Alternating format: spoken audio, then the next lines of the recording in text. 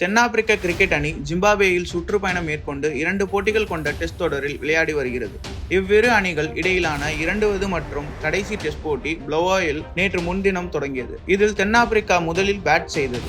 கேஷவ் மகாராஜ் விலகிய சூழலில் கேப்டன் பொறுப்பை ஏற்ற முல்டர் முதல் போட்டியிலேயே முச்சதம் அடித்து அசத்தினார். அதன் பின்னும் ஓயாத அவர் அதிரடியாக விளையாட தொடங்கினார். இதனால் மளமளவென ரன் குவித்த அவர் 350 ரன்களை கடந்து அசத்தினார். இதனால் டெஸ்ட் போட்டியில் தனிநபர் அதிகபட்ச ரன் அடித்த பிரையன் லாராவின் சாதனையை லியான் முல்டர் முறியடிப்பார் என்று எதிர்பார்த்தனர்.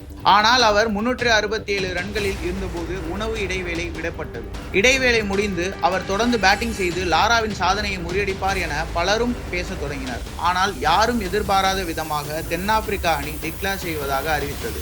இதனால் பிரையன் லாராவின் வாழ்நாள் சாதனை தப்பியது. தென்னாப்பிரிக்கா அணி முதல் இன்னிங்ஸில் 114 ஓவர்களில் 5 விக்கெட்டுகளை இழந்து 626 ரன்கள் குவித்த நிலையில் டிக்ளேர் செய்தது. லியான் முல்டர் 367 ரன்களுடனும் களத்தில் இருந்தார். இந்நிலையில் 2ஆம் நாள் ஆட்டம் முடிவடைந்த பின்னர் 367 ரன்களில் இருந்தபோது டிக்ளேர் செய்தது குறித்தும் லாராவின் சாதனையை முறியடிக்காதது ஏன் என்பது குறித்தும் முல்டரிடம் கேள்வி எழுப்பப்பட்டது. அதற்கு அவர் பதிலளிக்கையில், அணியின் நலன் கருதியே டிக்ளேர் செய்தோம். 2வதாக பிரையன் லாரா உண்மையிலேயே ஒரு ஜாம்பவான். அவர் இங்கிலாந்துக்கு எதிராக 400 ரன்கள் குவித்தார்.